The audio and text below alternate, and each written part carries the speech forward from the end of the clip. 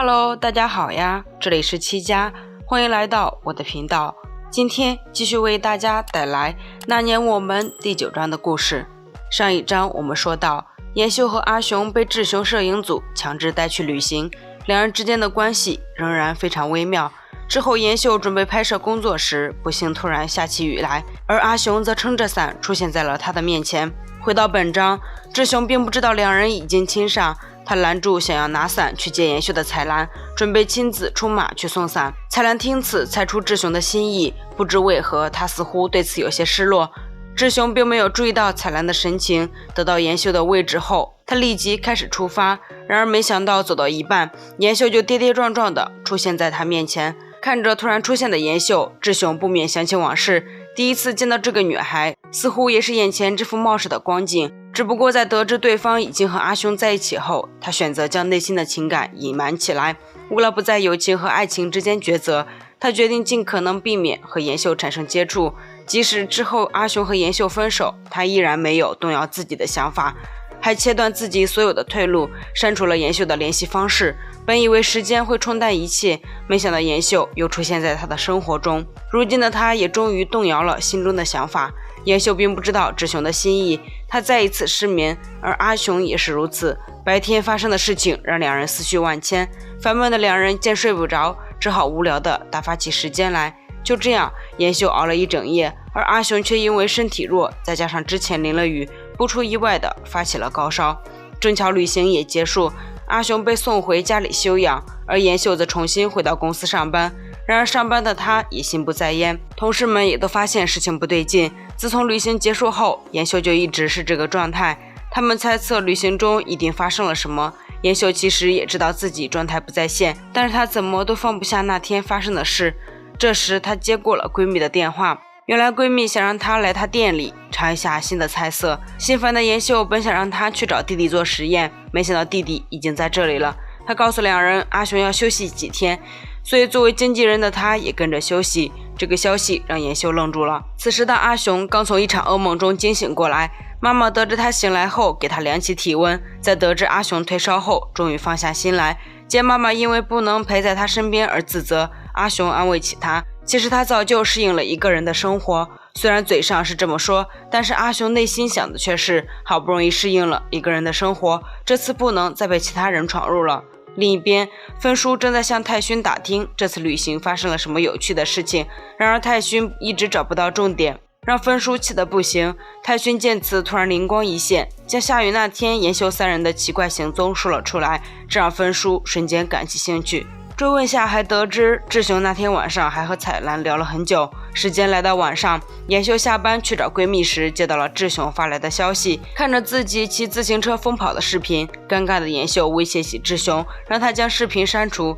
志雄和他闹了好一会儿，终于同意了这件事。此时阿雄妈回到店里，只是他的脸色不太好，原来他这次去阿雄的家里无意间发现了很多药，而且他感觉阿雄很孤单。爸爸见此安慰起他，他相信他的儿子很坚强。阿雄并不知道父母在担心自己，他在家无所事事地翻找画册时，突然注意到一个尘封的文件夹，里面有着一些他的画作，这些都是他在人生中最黑暗的时期画出来的。另一边，闺蜜从妍秀那里得知两人接吻的事情，奔放的她觉得这件事非常重要。见闺蜜 get 不到自己的重点，她将心中的不满通通说了出来。自从那件事发生后，阿雄直到现在还没联系过她。闺蜜听此觉得阿雄并不准备和妍秀复合，否则的话早就找她了。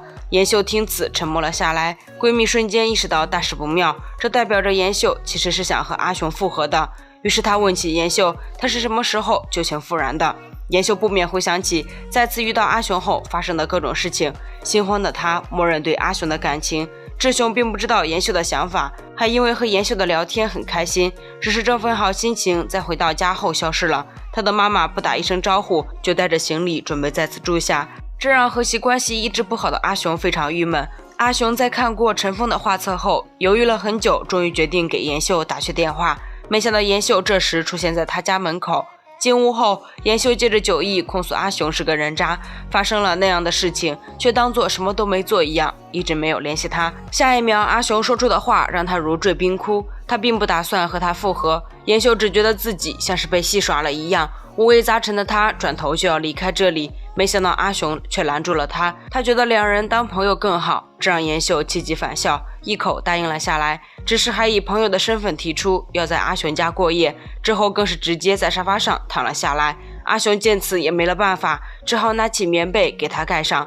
这时他接到志雄的电话，为了不打扰妍秀的睡眠，他最终还是挂断了。时间很快来到第二天，阿雄又熬夜画了一夜画。等他小心翼翼地从工作室出来后，发现妍秀已经叠好被子离开这里了。正当他失落时，妍秀突然从一旁的洗漱间走了出来，这把阿雄吓了一跳。见妍秀似乎把这里当成了自己家，摸不着头脑的阿雄越发看不透妍秀想要干什么。妍秀猜出他似乎要睡觉，于是催他赶紧去睡。阿雄回到自己的房间后，才意识到一个问题：妍秀怎么知道他一夜没睡？不过思来想去，他也没想出个所以然来。此时的 NJ 正盘算着和阿雄来场约会，经纪人虽然不放心，但奈何拗不过 NJ， 只好同意了下来。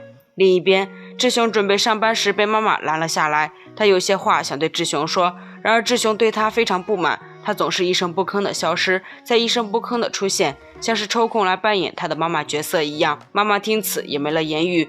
回到阿雄这边，他好不容易睡醒后，立马起身查看妍秀是否还在他家里逗留，结果不出意外，对方不仅没走，还做起饭来，而且身上穿的还是两人曾经的情侣服。阿雄彻底败给他，他不理解为什么妍秀不回自己的家，妍秀却坚持到因为他是他的朋友，所以住在他家里也是理所当然的。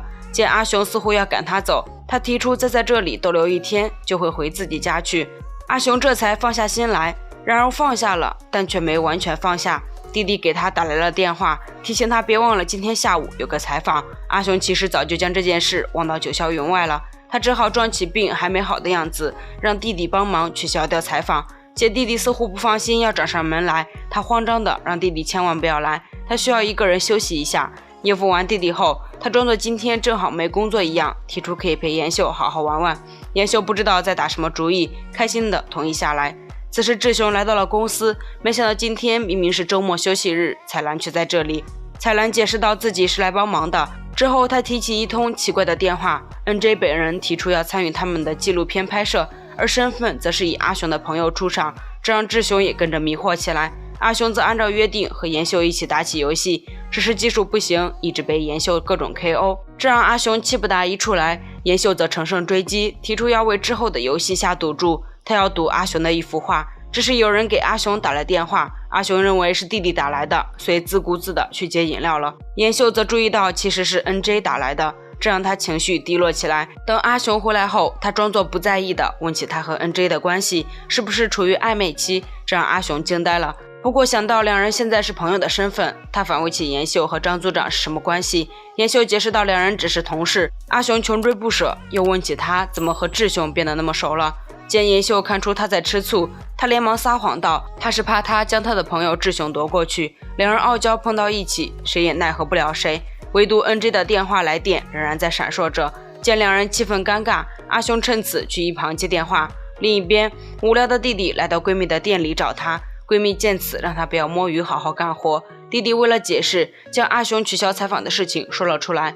闺蜜瞬间猜出阿雄的病肯定早就好了，之所以让弟弟不去找他，肯定是和妍秀在一起，于是强制性的将弟弟留在了店里。时间来到晚上，志雄仍然在剪片子。彩兰下班跟他告别时，突然注意到了屏幕上的妍秀，失落的他鼓起勇气邀请志雄和他一起吃饭。让他意外的是，对方真的同意了下来。吃饭时，志雄见对方一副欲言又止的样子，以为他是想辞职跳槽。彩兰自然是否认了这个说法，他非常直球地问起志雄是不是对妍秀有意思。